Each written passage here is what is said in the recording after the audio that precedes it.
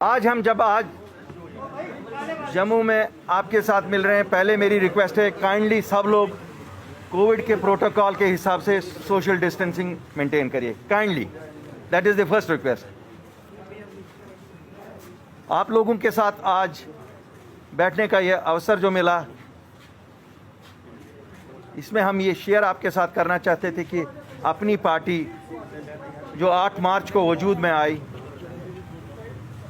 25 मार्च को लॉकडाउन के बाद थोड़ी सी लोगों के साथ ताना बाना बांधने में बाधाएं आई, क्योंकि we strictly followed what was the COVID protocol, but in between we thought we should still come and share some views with you. आज आपके माध्यम से मैं भारत सरकार से ये मांग करता हूं कि 5 अगस्त को 1 साल होने वाला है जब हमारी स्टेटहुड हमसे छीनी गई। अपनी पार्टी की ये मांग है कि इसे हमें इस दिन वापस दिया जाए, क्योंकि जो रीऑर्गेनाइजेशन एक्ट था वो भी 1 साल के लिए ही था और हमें हक है कि इस रियासत को अपना दर्जा वो वापस मिले जो हमारे पास सबसे पहले हिंदुस्तान में था। जहाँ तक पेंडेमिक कोविड का ताल्लुक है,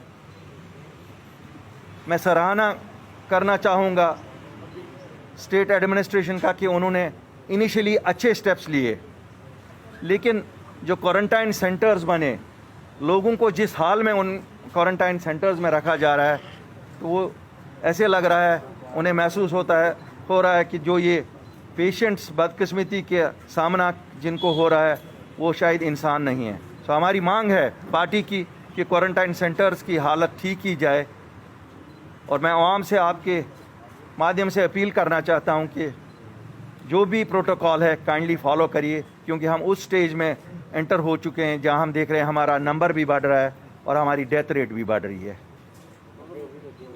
ज़िंदगी सबसे इम्पॉर्टेंट है और उसे बचाने के लिए मेरी अपील है लोगों को इसे स्ट्रिक्टली फॉलो किया जाए।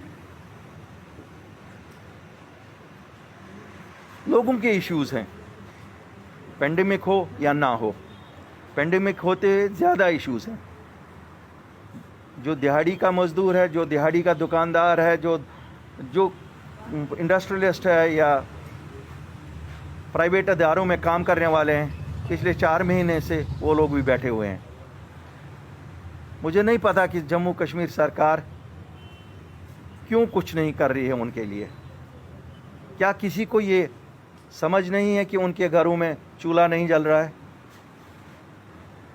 कोई भी ऐसा इकोनॉमिक पैकेज नहीं हमने देखा जो आम आदमी जो सफ़र कर रहा है, जो डेली वेजर है, जो हमारा रेडी वाला है, जो हमारे दुकानदार हैं, इवन हमारे इंडस्ट्रियलिस्ट हैं। इस रियासत की सबसे बड़ी आमदनी टूरिज़म से होती थी, चाहे वो कटरा में हमारे यात्री जो आते थे उनसे होती थी, या चाहे वो कश्मीर में गुलमर्ग या पहलगाम या दूसरी जगहों को देखने के लिए जो सयाह आते थे।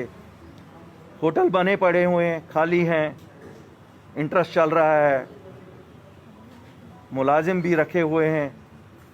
तो मेरी मांग है कि कम से कम जो फिक्स्ड कॉस्ट है, इन लोगों के फिक्स्ड कॉस्ट को गवर्नमेंट 50% सब्सिडाइज़ करे, और जो बिजली दुकानदार को है या प्राइवेट स्कूल्स को है या इन होटलों को है, डेफर पेमेंट नहीं की जाए, पेमेंट वेव ऑफ की जाए। डेफरमेंट तो बहुत आसान है, जैसे हमारे हिंदुस्तान के फाइनेंस मिनिस्टर ने किया, लोन रीपेमेंट डेफर की। मैं उनसे भी मोदबाना अपील करता हूं कि शायद जम्मू कश्मीर की हालत ऐसी नहीं है कि इंटरेस्ट भी लोग दे सकें, इंटरेस्ट को वेव ऑफ किया जाए, क्योंकि ये कोई कंसेशन नहीं है कि लोन को डेफर किया जाए, उस इंटरेस्ट पे भी इंटरेस्ट चल रहा है। आम लोगों की जो हालत हमारी रियासत में है पहले से ही ख़राब थी, क्यों? We have an unresponsive bureaucracy, जिनका कोई भी ताना बाना आवाम के साथ नहीं है, बिल्कुल भी कोई सुनवाई नहीं है। अफसर फ़ोन नहीं उठाते हैं, अफसर बात नहीं सुनते हैं। रोज़मर्रा की चाहे पानी की कहीं दिक्कत है, जम्मू में इस गर्मी में पावर कट्स जो हैं हमने कभी नहीं देखे ऐसे। इसी तरह बाकी जो डेवलपमेंटल वर्क्स हैं ना के बराबर हैं। क्या वजह है इसकी, हमें ये समझ नहीं आ रहा है। तेलंगाना में भी कोविड है और मुझे अवसर हुआ, एक दोस्त ने वहाँ से मुझे वीडियो भेजा। इन 4 महीनों में तेलंगाना सरकार ने ड्रेन सब नए बनाए, अंडरग्राउंड ड्रेन्स बनाए, अंडरग्राउंड केबलिंग की और पूरी मैकडेमाइजेशन स्टेट की।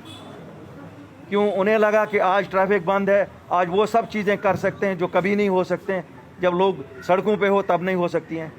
क्या यहाँ जम्मू कश्मीर सरकार में किसी को ये नहीं लगा कि ये चीज़ हो सकती है? अफसोस की बात है कि कोविड की आड़ में सब चीज़ को पीछे धकेला जा रहा है। हमारे स्कूलों का हाल, बच्चों का जो कैरियर है बिल्कुल ख़त्म हो गया है। वैसे ही हम 5 अगस्त से पहले हमें कहते थे आप बंद हो, अब लॉकडाउन उसको नाम हो गया। पहले क्रैकडाउन था, अब लॉकडाउन है। फ़र्क खाली C और L की आ गई, और कोई फ़र्क नहीं है। 4G हमारे लिए अब मुझे लगता है ऐसी चीज़ बन गई है जैसे हम चांद सूरज ढूंढ रहे हैं। हमारे बच्चे कैसे पढ़ेंगे? जो हमारे बच्चे बाहर से आए, बाकी यूनिवर्सिटियों में पढ़ रहे थे, बाकी कॉलेजेस में पढ़ रहे थे, प्रोफेशनल कॉलेजेस में पढ़ रहे थे, ऑनलाइन उनके क्लासेस चल रहे थे, लेकिन हमारे बच्चों को उससे भी महरूम किया गया है। मेरी पुरजोर अपील है हिंदुस्तान के होम मिनिस्टर से, जो इस वक्त बराह रास्त हमारी सरकार को चला रहे हैं, कि सज़ा की एक इंतहा है, इस इंतहा को अब ख़त्म करिए। कम से कम बच्चों को 4G दीजिए ताकि इनके कैरियर और ख़राब ना हो जाएं। हमारे बच्चे कुछ विदेश में पढ़ते थे, वो भी वापस आ गए हैं, उनके क्लासेस भी ऑनलाइन चल रहे हैं, लेकिन मोटी मोटी फीसें देकर भी वो महरूम है, वो अटेंड नहीं कर पा रहे हैं क्योंकि 4G अवेलेबल नहीं है।